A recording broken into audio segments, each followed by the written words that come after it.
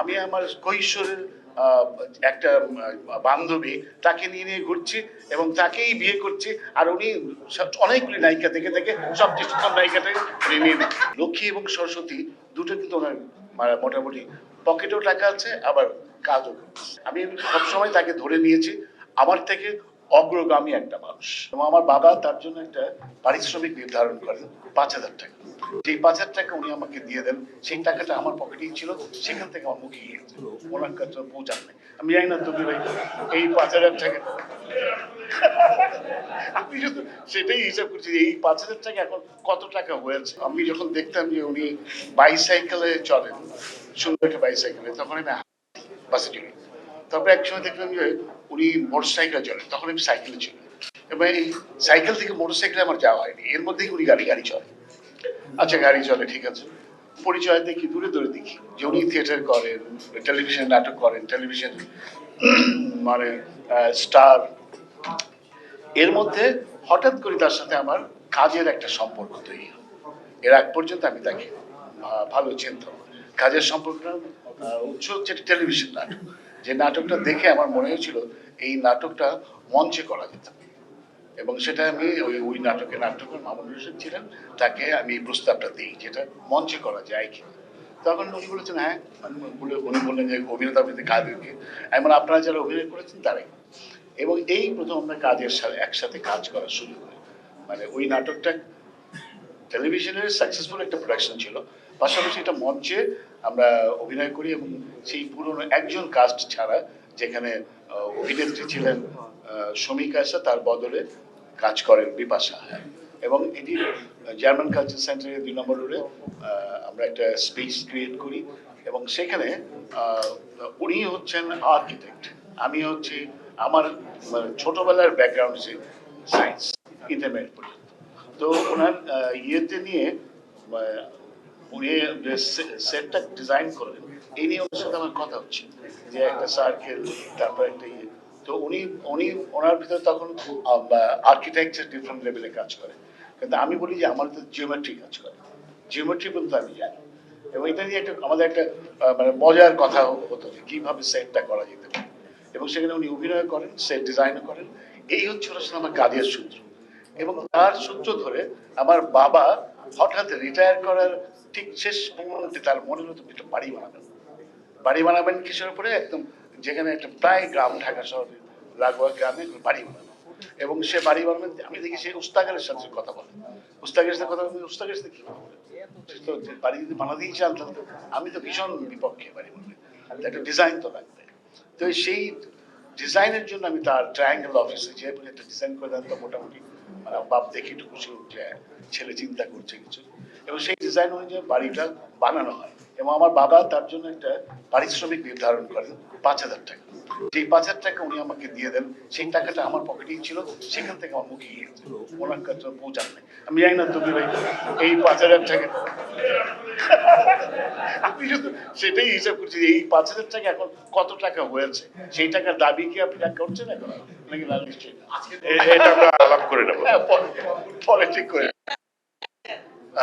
তকির আহমেদ আমার যেও বড় পরিচয় হচ্ছে, মানে আমার ওই যে বললাম যে যখন আমি রিক্সায় চলি অথবা ইয়ে চলি, তারপরে মোটরসাইকেল, এবং এটা কিন্তু আমাকে কোনো ঈর্ষান্বিত করেনি, বরং আমি দেখেছি যে আমার সময়ের একজন মানুষ, একদম কাছাকাছি সময় আমাদের, যে উনি আমার থেকে আগান।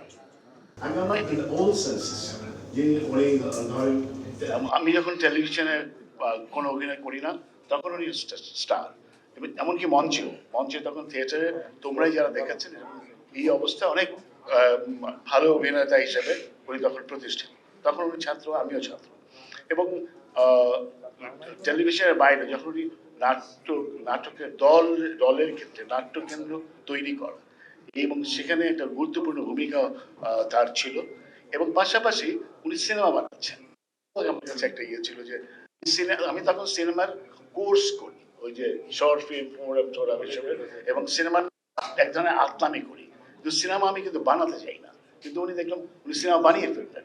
এবং সেই সিনেমা নিয়ে, এবং দক্ষতার চেয়ে বড় কথা হচ্ছে যে ইচ্ছা, এবং এবং তার যে সিনেমার যে বিষয়বস্তুগুলো, একটু আগে বলছিলেন যে বিবিধ রকম, কিন্তু মানুষ সেখানে ইম্পর্টেন্ট, বাংলাদেশ সেখানে ইম্পর্টেন্ট। বাংলাদেশের ইতিহাস ঐতিহ্য বলেন এবং মানুষের স্ট্রাগল সেখানে সবচেয়ে গুরুত্ব পেয়েছে। এই যে মানুষের সাথে থাকা, এখানেও আমি আমার থেকে অনেক বেশি এগিয়ে। তখন আমি কাজ করি থিয়েটারে, কিছু লেখালেখি করি। এবং আরেকটা ব্যাপার হচ্ছে লক্ষ্মী এবং সরস্বতী দুটো কিন্তু ওনার মোটামুটি পকেটেও টাকা আছে, আবার কাজও করতেছে। এবং আরো একটা বিষয় হচ্ছে আমি আমার কৈশোরের একটা বান্ধবী, তাকে নিয়ে নিয়ে ঘুরছি এবং তাকেই বিয়ে করছি। আর উনি অনেকগুলি নায়িকা দেখে দেখে সবচেয়ে সুন্দর নায়িকাটাকে উনি নিয়ে নিচ্ছেন। এবং সেটার যোগসূত্র কিন্তু আমি যে না একটা ডিরেকশন দিয়েছিলাম, সেখানে কথা করার কথা ছিল শমিকা স্যারের, তো উনি কোনো একটা কারণে করতে পারেননি। সেখানে আনা হলো বিপাশা সাহেবকে, এবং বিপাশা সাহেবকে আনার জন্য আমরা দুজন চারুকলায় গেলাম বিপাশার সাথে কথা বলার জন্য, সে আদৌ করতে রাজি হয় কিনা। আচ্ছা, কোনোভাবে তাকে রাজি করা গেল, এবং ওই পরিবারের রাজি করার বিষয় ছিল। বাসায় গেলাম এবং রাজি হলো। তার মানে হচ্ছে যে কোনো একটা কারণে আমি বিয়ে করলাম হচ্ছে আমার কৈশোরের বান্ধবীকে, আর উনি বাংলাদেশের শ্রেষ্ঠ সবচেয়ে বড় নায়িকাটাকে বিয়ে করে ফেললেন, এবং যোগসূত্রটা তৈরি করলাম আমি। না, এটাই ঈর্ষা করার উপায় ছিল না, কারণ আমি যদি ঈর্ষা করতাম তাহলে আমি ঘরে থাকতে পারতাম না, কারণ আমার স্ত্রী আবার দিত, কারণ আমার স্ত্রীও তাকে পছন্দ করে এবং বিপাশাকে পছন্দ করে। তো তকিরকে মানে ব্যাখ্যা করতে, তো তকিরকে মধ্যে আমার কথা বলতে হয়, আমি সবসময় তাকে ধরে নিয়েছি আমার থেকে অগ্রগামী একটা মানুষ, আমার থেকে সর্বক্ষেত্রে সব মানে সেটা হচ্ছে আমার ক্রিয়েটিভ জায়গা থেকে শুরু করে সব ক্ষেত্রে। এবং যেমন আফজাল ভাই বলছিলেন যে শৃঙ্খলা, এবং ভীষণভাবে শৃঙ্খলার একটা জীবন তার আছে, যেটা যে উনি এই কাজটা করছেন এটাই করবেন। যেমন আমি কখনো আলস্য খুব পছন্দ করি, এবং আলস্যের সময় আমার প্রিয় পোশাক হচ্ছে লুঙ্গি, মানে লুঙ্গি পরে বিছানায় শুয়ে থাকতেও ভালো লাগে, অথবা মানে আলতু ফালতু বই পুস্তক পড়তেও ভালো লাগে, যেটা গুরুত্ব নেই, যেটা পড়ে আপনি কিছু শিখতে পারবেন না, বরং কিছু জিনিস বলতে পারবেন।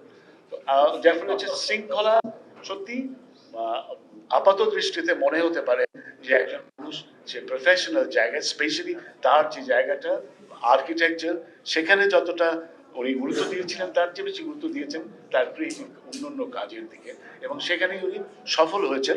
সফলতা এই অর্থে কর্ম করে যাওয়া এক ধরনের সফলতা।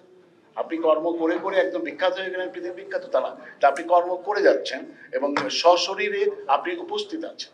এই উপস্থিতি, কর্মের মধ্যে উপস্থিতি আমার কাছে সবচেয়ে বেশি গুরুত্বপূর্ণ। সেই গুরুত্বপূর্ণ জায়গাটা তকির ভাইয়ের আছে। আপনি আমার কাছে যেমন মানে অগ্রগামী মানুষ হয়ে পরিচিত, আমি মনে করি যে ভবিষ্যতে আপনি তাই থাকবেন। ধন্যবাদ আপনাকে, আপনার দীর্ঘ জীবন কামনা করি।